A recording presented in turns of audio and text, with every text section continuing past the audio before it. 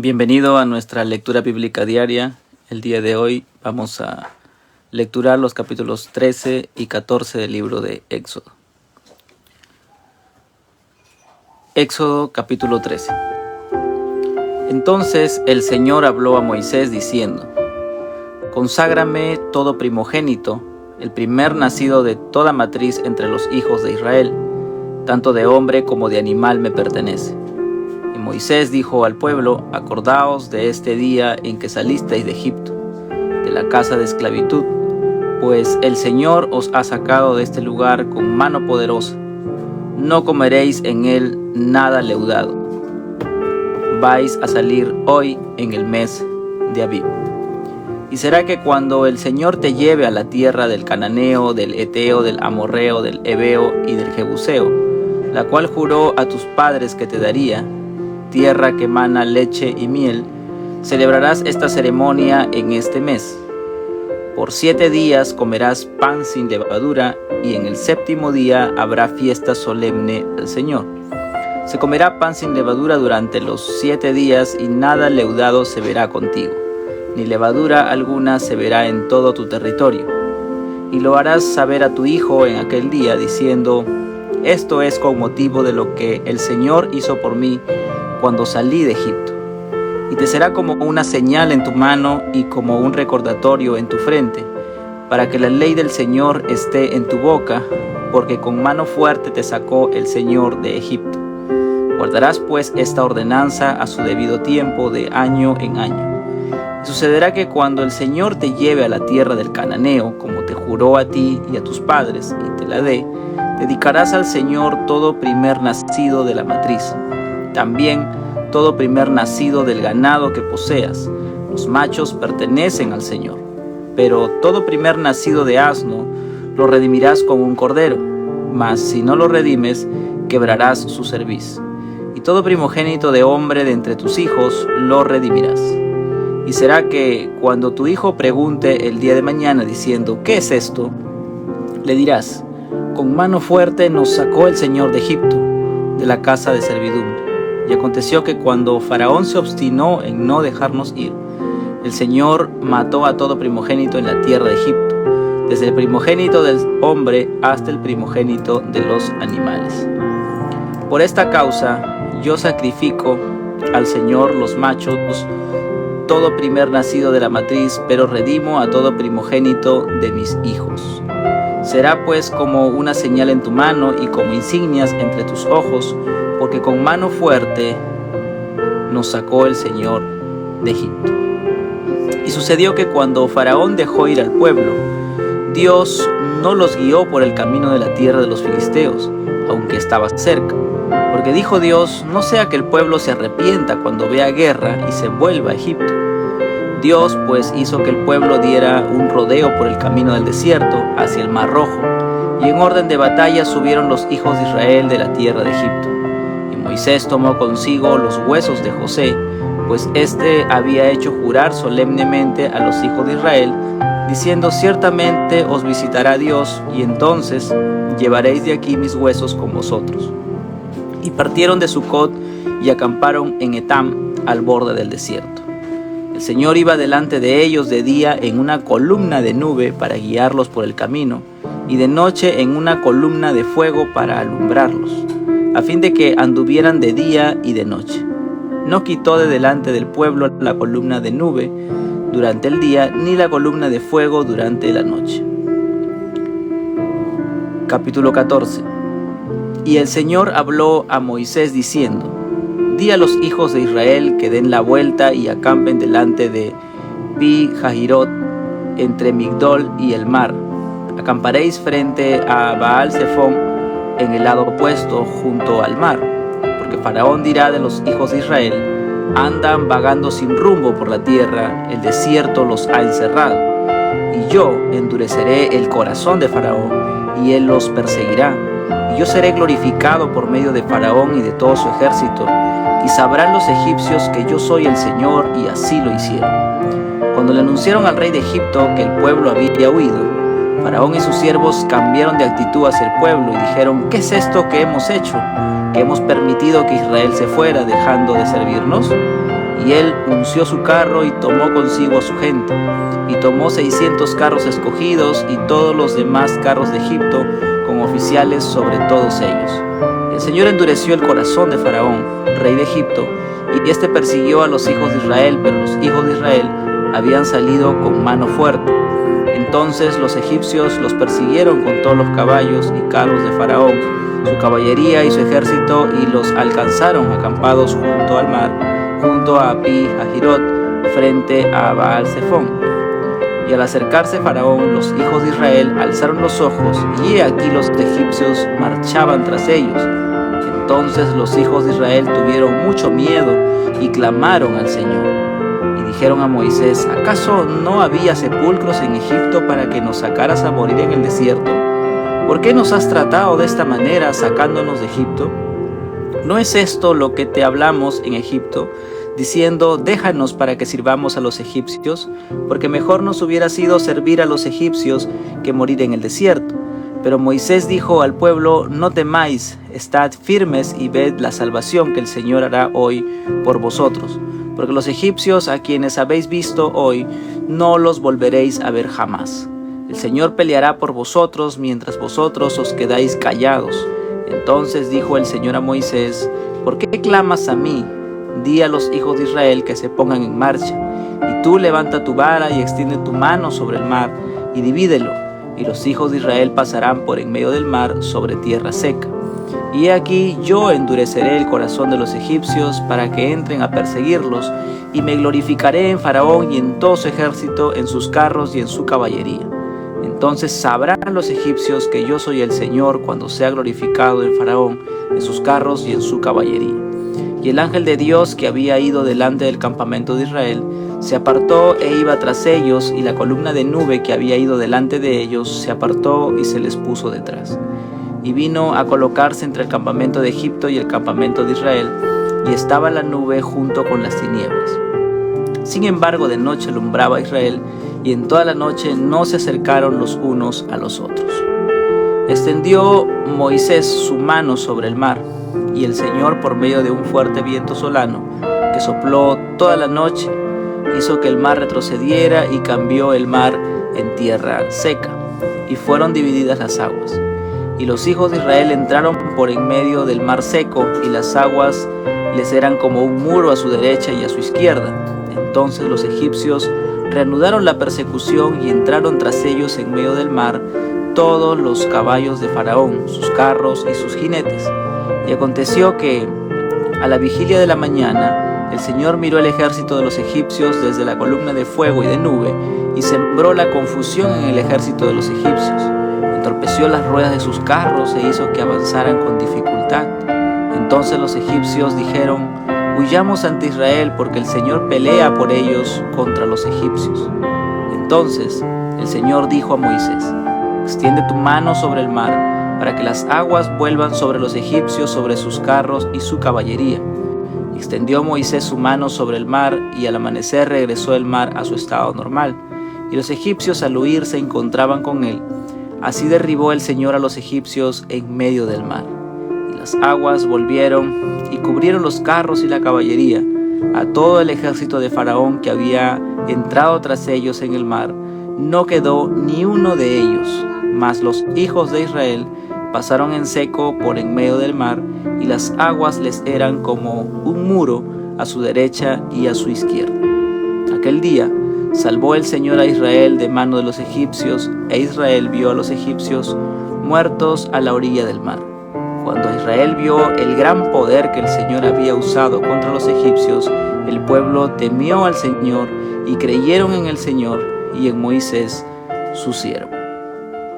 Bien, hemos lecturado la palabra del Señor en el capítulo número 13 y 14 que nos corresponde al día de hoy.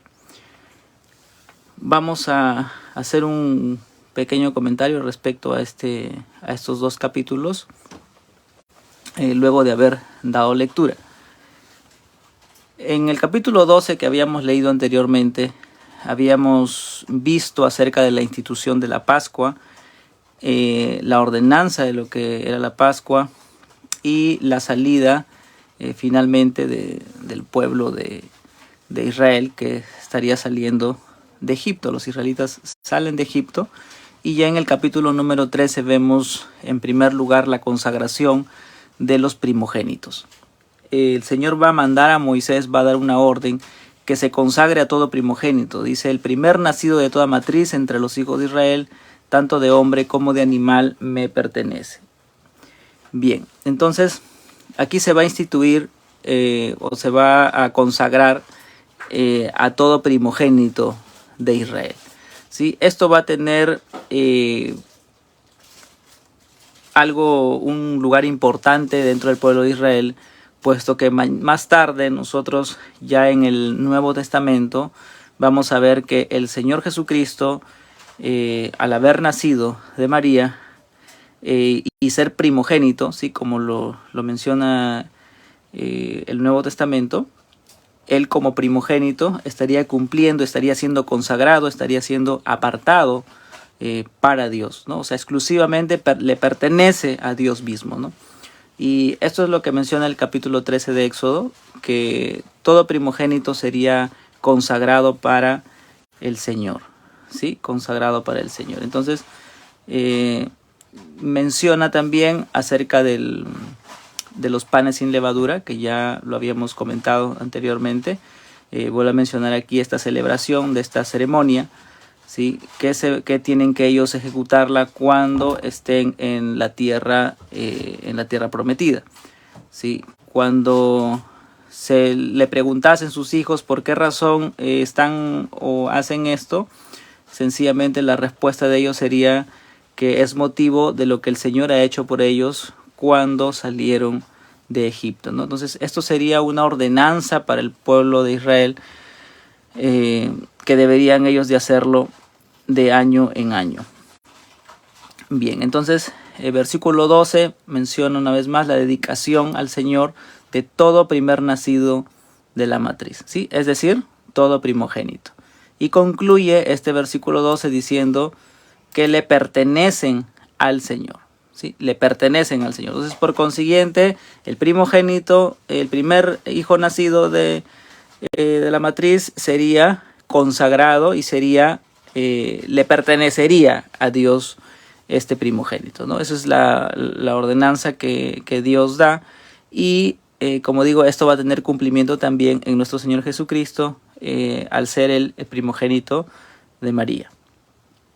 Bien.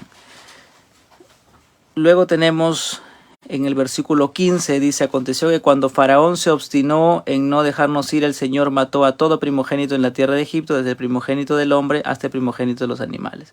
¿Sí? Esto habla un poquito la explicación acerca de la redención que menciona el versículo 13, que todo primogénito de hombre tendría que ser redimido, ¿sí? Tendría que ser redimido por un cordero, y ya que recordemos que los primogénitos de Egipto murieron, ¿sí? Los primogénitos de Egipto murieron, por consiguiente los primogénitos de Israel tendrían que ser redimidos mediante un sacrificio, ¿sí? Para poder recordar lo que el Señor había hecho esa noche que ellos pudieron salir de Egipto, ¿no? Recordemos que el Señor pasa, pero no ingresó a las casas de Israel, ¿no? Debido a la sangre que estaba en los dinteles, pero sí murieron los primogénitos de los egipcios, ¿no? Entonces, este acto, este sacrificio simbolizaría ello, ¿no? De que ellos estarían redimiendo, ¿sí? Aquel primogénito que ellos tienen, ya que no murieron, sin embargo, de los egipcios sí murieron. Entonces sería un recuerdo de lo que Dios habría hecho aquella noche que ellos pudieron salir de la tierra de Egipto. Bien, luego vemos que Dios no los va a guiar por el camino más corto al pueblo, ¿no? Puesto que el pueblo podría desanimarse, desalentarse, y al haber guerra podría arrepentirse, ¿no? Eso es lo que menciona el versículo 17. Y esto dice: porque dijo Dios, no sea que el pueblo se arrepienta cuando vea guerra y se vuelve a Egipto. Esto es un indicador de que Dios conoce a su pueblo.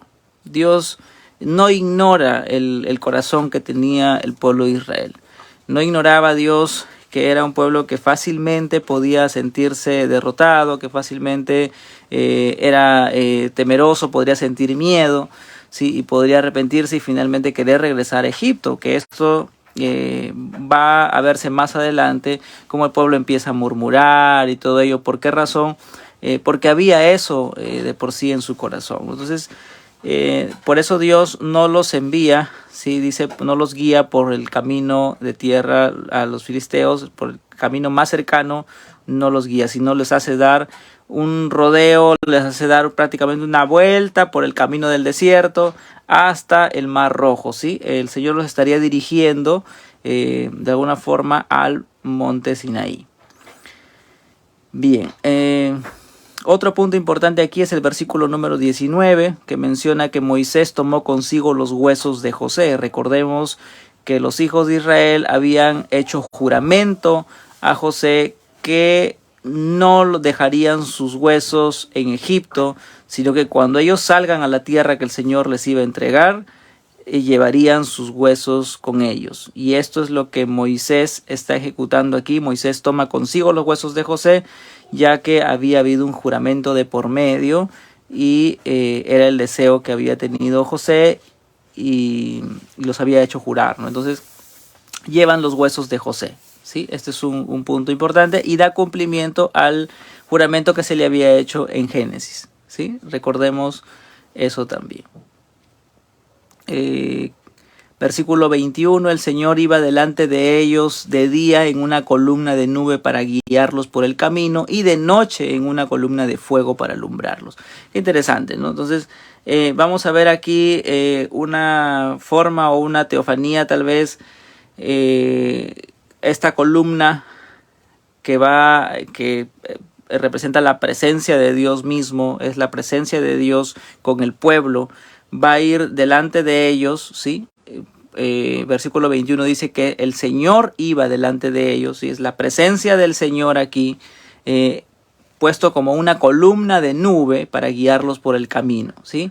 Y de noche como una columna de fuego para poder alumbrarnos, ¿no? De modo que dice que anduvieran tanto de día como de noche. El Señor aquí se muestra como una columna de nube en medio del desierto, ¿sí? Para poder dar esa protección, esa guía, ¿no? Él va delante de ellos como columna de fuego para poder alumbrarlos por la noche y ellos no detengan su camino, sino que continúen tanto de día como de noche.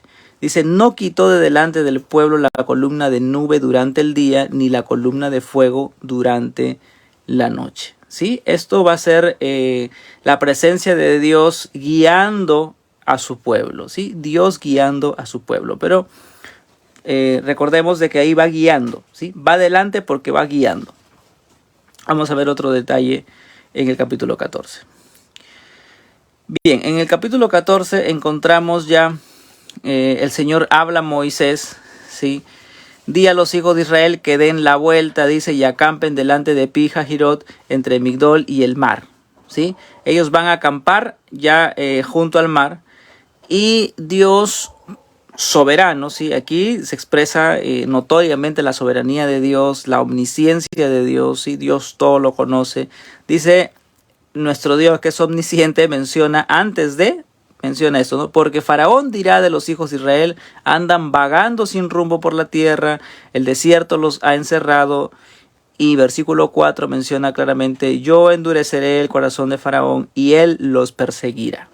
¿Sí? Vemos aquí Dios soberano que va a ser glorificado por medio de Faraón, ¿sí? Este acto, esta acción, sabemos que el corazón de Faraón de por sí era un corazón duro, un corazón endurecido. Y esto va a terminar, ¿no?, en un endurecimiento mayor ya como juicio de parte de Dios sobre Faraón y sobre la tierra de Egipto. No es que ellos fueron, wow, qué buenas personas, qué lindas personas. Definitivamente aquí el Señor está ya ejecutando un juicio sobre esta nación de Egipto, ¿sí? Su corazón era tan duro, habían sido, tenían tanta maldad en ellos, ¿sí? Y esto Faraón lo demuestra una y otra vez en sus acciones, en sus mentiras, en sus engaños. Sin embargo, ya es inminente, viene el juicio de Dios sobre Faraón y sobre la tierra de Egipto, y Dios endurecería el corazón de Faraón. ¿Qué es lo que sucede? Dice: yo endureceré el corazón de Faraón, él los perseguirá, yo seré glorificado por medio de Faraón y de todo su ejército, y sabrán los egipcios que yo soy el Señor. ¿Sí? Esto llevaría a que se reconozca que Dios es el Señor. Y así lo hicieron, dice. Cuando le anunciaron al rey de Egipto que el pueblo había huido, Faraón y sus siervos cambiaron de idea. Ellos los habían dejado ir. Recordemos de que ellos fueron los que querían que se vayan deprisa. Váyanse ya, ¿no? Lo más pronto. Esa fue la actitud que tuvo Faraón. Era la actitud de los egipcios. Ellos querían que se vayan. Cuanto antes mejor. Lo más rápido. Pero vemos un cambio aquí de acción, un cambio de actitudes, que este pueblo de Egipto, al haber pedido que se vayan lo más rápido, ahora habrían cambiado de opinión, habrían cambiado de actitud hacia el pueblo y dijeron: ¿qué es esto que hemos hecho? Olvidaron por un momento ya las plagas, olvidaron todos los males que habían tenido ellos por los juicios que Dios había ejecutado sobre sus dioses, sobre ellos, y más bien les pesó el haberlos dejado ir por el servicio que ellos estaban, por la esclavitud. Ellos eran esclavos, Israel eran esclavos de los egipcios. Entonces definitivamente lo vieron de un aspecto económico, como una pérdida económica al dejarlos ir, y olvidaron, ¿sí? Por un momento todo lo que había sucedido, ¿no? Se olvidaron de las plagas y se centraron en la servidumbre del pueblo de Israel. Entonces eso fue lo que sucedió con los egipcios en ese momento. ¿Qué pasa? Faraón, dice, unció su carro, tomó consigo a su gente, tomaron 600 carros escogidos y todos los demás carros. Sí, Faraón sale con sus carros, sale con su ejército. Faraón sale listo para dar batalla a este pueblo de Israel eran más en número, pero sin embargo vamos a ver que van a tener temor, ¿no? Entonces Faraón dice: salen los egipcios con todos los caballos, carro de Faraón, su caballería, su ejército, ¿sí? Y los van alcanzando junto al mar. Al acercarse Faraón, versículo 10, se acerca Faraón, los hijos de Israel alzaron los ojos y los egipcios marchaban tras ellos. Cuando ellos ven esto, el pueblo de Israel, que había visto cómo Dios había ejecutado plagas sobre el pueblo de Egipto, que habían visto cómo ellos salieron tal cual como el Señor había cumplido cada una de sus promesas que les había hecho, tuvieron miedo, ¿sí? Tuvieron miedo, y este miedo los lleva a clamar al Señor. ¿Sí? Eso es lo que sucede. Versículo número 10, la parte final dice: tuvieron mucho miedo y clamaron al Señor. El miedo, al ver a los egipcios que los alcanzaban, los lleva a clamar a Dios. Pero esto no duró mucho, ¿no? Versículo 11 dice: y dijeron a Moisés: ¿acaso no había sepulcros en Egipto para que nos sacaras a morir en el desierto? Entonces, ¿qué es lo que está pasando con este pueblo de Egipto, con este pueblo de Israel? ¿Qué está sucediendo con los israelitas? Tienen miedo, claman al Señor, pero empiezan ya a mencionar cosas, ¿no? Dice: mejor era que hubiésemos muerto en Egipto, ¿no? ¿Para qué nos sacaste a morir en el desierto? ¿Por qué nos tratas de esta manera sacándonos de Egipto? ¿No es lo que hablamos en Egipto diciéndote: déjanos para que sirvamos a los egipcios? Esto nos recuerda un poquito lo que habíamos visto capítulos anteriores, cuando Moisés va ante Faraón, Faraón se niega y le ponen más carga al pueblo de Israel, ¿sí? Cuando estaban fabricando los ladrillos, dice que les pusieron más carga, ¿no? Y ante esto, ¿qué es lo que sucedió? Salieron los jefes de Israel y le dijeron a Moisés: ¿qué es esto lo que nos has hecho? No sé por qué, ¿no? Y esto mismo está sucediendo aquí. Entonces, ya había sucedido una vez, ya Dios había obrado a través de las plagas sobre Egipto, pero aún así ellos vemos cuál fue su actitud, ¿no? Su actitud fue esta: pensar, o sea, era mejor que muriéramos en Egipto y no que nos traigas a morir aquí al desierto, ¿no? Eso es lo que le estaban reclamando a Moisés, ¿no? Pero ¿cuál es la acción de Moisés? Moisés, mirando, pues poniendo su mirada en el Señor, menciona: no teman, estad firmes, ved la salvación que el Señor hará hoy por vosotros, porque los egipcios a quienes habéis visto hoy, no los volveréis a ver jamás. ¿Sí? Moisés, confiado en lo que Dios había hecho, ya Moisés había visto pues la mano de Dios, había visto la manifestación gloriosa de Dios, su mano poderosa, y él confiaba en ello, y eso es a lo que él menciona a su pueblo. El Señor peleará por vosotros mientras vosotros os quedáis callados. Versículo 14. Esto debemos de tenerlo nosotros bien, digamos, claro en nuestra vida y en los acontecimientos que vamos a ver a través de toda la Escritura. Versículo 14 dice: el Señor peleará por vosotros. Es decir, el Señor era quien iría a pelear por Israel, ¿sí? Egipto venía con Faraón, con toda su caballería, con todo su ejército. Pero Israel se quedarían ellos, dice, callados. ¿Quién pelearía por ellos? El Señor. El Señor pelearía por el pueblo de Israel. El Señor pelearía por su pueblo. Entonces, esto es algo interesante porque a veces cuando vemos los prodigios que hizo Moisés, ¿no?, que hizo el Señor a través de Moisés, a veces nos enfocamos, nos llegamos a centrar tanto en el personaje en sí mismo de Moisés, pero digamos, nos alejamos un poquito de la esencia, que es el Señor quien pelea por ellos. Moisés es un instrumento en las manos de Dios, pero es Dios quien vence cada una de las batallas del pueblo de Israel. Y aquí lo dice bien claro, versículo 14. Éxodo 14:14. El Señor peleará por vosotros mientras vosotros os quedáis callados. ¿Sí? ¿Cuál es la respuesta del Señor? El Señor dijo a Moisés: ¿por qué clamas a mí? Di a los hijos de Israel que se pongan en marcha, que caminen, ¿no? Y tú levanta tu vara, extiende tu mano, y le da la indicación de lo que él tenía que hacer, ¿sí?, respecto al Mar Rojo, ¿sí? Utilizaría una vez más esta vara. Recordemos que esa vara había sido, por medio de esa vara habían venido las plagas, ¿sí? Y ahora esta vara serviría para hacer una señal, ¿no?, en la cual permitiría que el pueblo de Israel pueda pasar por tierra seca por medio del Mar Rojo. Versículo 17, una vez más se menciona: yo endureceré el corazón de los egipcios para que entren a perseguirlos, y me glorificaré en Faraón y en todo su ejército, en sus carros y en su caballería. Recordemos que ¿quién está peleando por el pueblo de Israel? El Señor Dios Todopoderoso. El Señor es quien está peleando por su pueblo, ¿sí? Y va a reducir a los egipcios a nada. Entonces sabrán los egipcios que yo soy el Señor, dice, cuando sea glorificado en Faraón.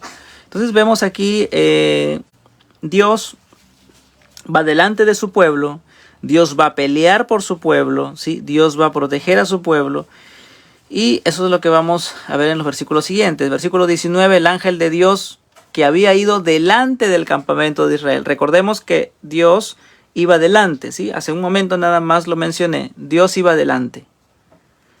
Esta columna de nube y esta columna de fuego iba delante. Es decir, iba guiando al pueblo de Israel. Era la guía. El Señor guiaba a su pueblo. Pero ahora en el versículo 19 vemos que el ángel de Dios, que había ido delante del campamento de Israel, se apartó e iba tras ellos. Ahora este ángel de Dios, que iba delante como columna de nube, ya no está delante guiando, sino ahora está detrás de ellos para darles protección, para cubrirlos, ¿sí? Entonces, este guía ahora se convierte en su protector, en su ayudador, el que lo va a proteger, ¿sí? Les va a dar protección, los va a cubrir. Entonces, eso es lo que está sucediendo aquí. Versículo 19, se apartó e iba tras ellos, y la columna de nube que había ido delante de ellos se apartó y se les puso detrás. ¿Sí? El Señor ya no va ahí delante, sino el Señor va detrás para protegerlos. y vino, dice, a colocarse entre el campamento de Egipto y el campamento de Israel. Aquí está el campamento de Egipto, aquí está el campamento de Israel, y el Señor se puso ahí en medio. ¿Para qué? Para proteger a su pueblo, para proteger a Israel. Qué interesante cómo vemos cómo la presencia de Dios no solamente guió a Israel, sino también en todo momento, como en este caso, ante un momento tan tenso, el Señor protege a su pueblo. Y estaba la nube junto con las tinieblas, dice, sin embargo de noche alumbraba a Israel y en toda la noche no se acercaron los unos a los otros. Estaba junto la nube, dice, estaba la nube junto con las tinieblas. Egipto estaba en tinieblas, sí, y obviamente no podrían hacer nada, no podrían avanzar ahí. Egipto estaba totalmente en tinieblas. La nube estaba ahí, junto con las tinieblas. Egipto cubierto de tinieblas, pero para Israel estaba alumbrado. Y toda la noche no se acercaron los unos a los otros. Evidentemente, por los egipcios no podían acercarse. El pueblo de Israel, por temor, tampoco se acercaría a los egipcios. Pero el Señor estaba allí, en medio de ellos. ¿Sí? En medio de ellos. El Señor protegiendo a su pueblo. Egipto en tinieblas y el pueblo de Israel alumbrado por el Señor. Esto nos hace ver algo tan lindo de parte de Dios, que Dios pues es quien nos da su luz, ¿no? Su luz para poder nosotros poder dirigirnos. Es más, la Escritura dice que su palabra es lámpara a nuestros pies, ¿no? Y nosotros podemos ser guiados por su palabra, que es como una lámpara que pueda alumbrar nuestro caminar. Sin embargo, cuando no estamos bajo la cobertura de Dios, sencillamente andamos en tinieblas. Bien, vemos ahora en el versículo 21 que ya Moisés extiende su mano sobre el mar y el Señor por medio de esto va a hacer que un fuerte viento sople toda la noche y hace que el mar retrocediera, ¿sí? Entonces vemos aquí Dios obrando sobrenaturalmente, ¿sí? A través de fenómenos también naturales que Dios mismo lo va a provocar. Recordemos que Dios es el Todopoderoso, Él es el Creador, todo Él lo sostiene. Por consiguiente, Dios aquí va a obrar, ¿sí? A través de esta manifestación, de este fenómeno natural en el cual dice que toda la noche, ¿sí? Sopló, el viento solano que sopló toda la noche hizo que el mar retrocediera. ¿Retrocede a qué punto? Al punto de que las aguas se convierten como en paredes para que el pueblo pudiera pasar, ¿sí? Eso no es de que sucedió así al instante. Moisés tomó la vara, como a veces lo vemos en alguna caricatura, en alguna ficción, donde Moisés levanta la vara y automáticamente se abren las aguas. No, la Escritura menciona de que Moisés extiende su mano sobre el mar, ¿sí? Y el Señor por medio de un fuerte viento, o sea, Dios utiliza un fuerte viento solano que sopla toda la noche y hace que el mar retrocediera, ¿no? Y cambió el mar en tierra seca y fueron divididas las aguas. Los hijos de Israel entraron, dice, por en medio del mar en seco y las aguas eran como muro a su derecha y a su izquierda, ¿no? Esto es lo que sucedió. Y el pueblo de Israel entonces pudo ingresar en tierra seca. ¿Qué es lo que sucede? Entonces los egipcios reanudan la persecución y entran tras ellos en medio del mar. Todos los caballos, sus carros, sus jinetes ingresan también tras ellos, ¿no? Y aconteció que a la vigilia de la mañana, esta vigilia de la mañana que sería a partir de las 2 de la mañana hasta el amanecer 6 de la mañana, el Señor miró el ejército de los egipcios desde la columna de fuego y de nube y sembró confusión en el ejército de los egipcios. Sí, Dios va a trastornar el ejército de los egipcios. Recordemos que Dios está peleando por su pueblo. Esto no lo olvidemos. Dios está peleando, ¿sí? Dios está obrando. Él es quien va a vencer. Él es el vencedor, ¿sí? No es Moisés, no es alguien del pueblo, no fue Aarón. No. Es Dios peleando, es Dios obrando, es Dios batallando, es Dios quien va a ganar la guerra a los egipcios. Dios está peleando por su pueblo. El pueblo no hizo nada. Es Dios quien soberanamente está haciéndolo todo. Entonces, los egipcios reanudan esta persecución. El Señor siembra confusión en ellos. entorpece las ruedas de sus carros, dice el versículo 25, y hace que avancen ya con dificultad. Ya no podían avanzar normalmente, empiezan a tener dificultades, el Señor los entorpece, ¿sí? Dios está ahí obrando. ¿Y qué es lo que sucede? ¿Cuál es la reacción de los egipcios? La reacción de los egipcios es huyamos, ¿no? Huyamos porque el Señor pelea por ellos contra los egipcios. ¡Wow! Los egipcios reconocen, y esto es algo que nosotros debemos también de reconocerlo, ¿sí? Los egipcios reconocen, huyamos, dice ante Israel, porque el Señor pelea por ellos contra los egipcios. Es decir, Dios está peleando por su pueblo. Dios está haciendo batalla por su pueblo.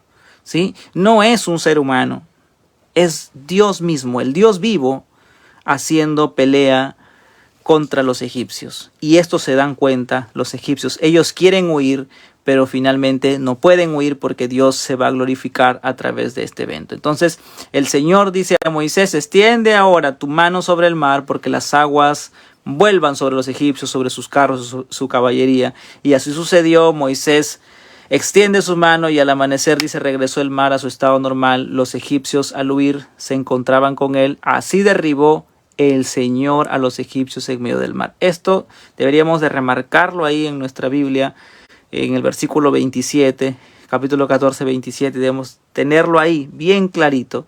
Así derribó el Señor a los egipcios en medio del mar. ¿Sí? Así derribó el Señor a los egipcios en medio del mar. Es Dios quien derrota a los egipcios y los reduce a nada. Ese es el Dios todopoderoso en el cual nosotros creemos. El pueblo de Israel no tuvo que luchar ni pelear contra ellos. Dios los liberó de esa esclavitud que ellos estaban en Egipto. Dios los sacó de la tierra de Egipto y Dios venció ahí en el camino. Cuando ellos los perseguían, Dios es quien venció esta batalla. Dios no ha perdido ninguna guerra, ninguna batalla. El Dios de Israel es un Dios fuerte y todopoderoso. Y eso nosotros es lo que debemos creer y confiar en este Dios que es único. No hay otro Dios como Él. Las aguas vuelven, cubren los carros y la caballería, todo el ejército de Faraón que había entrado. Dice, no quedó ni uno de ellos, ni uno. Mientras que los hijos de Israel pudieron pasar en seco por medio del mar. Versículo 30, aquel día salvó el Señor a Israel de la mano de los egipcios. ¿Sí? ¿Quién fue el que lo salvó? El Señor. ¿Sí? El Señor fue quien lo salvó. Israel vio cómo los egipcios estaban muertos a las orillas del mar. ¿Sí?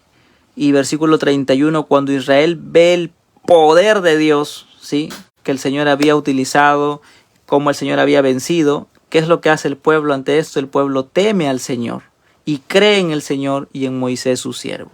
Entonces el pueblo va a temer a Dios y va a creer en Dios, aunque esto no les va a durar mucho, porque vamos a ver en los capítulos siguientes que el pueblo siempre estaba ahí con sus murmuraciones, siempre el pueblo pensaba en Egipto y es un problema un poco crónico que está sucediendo con ellos, pero sin embargo aquí en la parte final de este capítulo 14 encontramos que el pueblo cree al Señor, el pueblo teme al Señor, y también a Moisés, ¿no? Pueden creer ellos en Moisés su siervo. Entonces, a veces nos enfocamos tanto cuando leemos estas historias bíblicas, leemos la escritura o lo vemos a través de imágenes tal vez, o a través de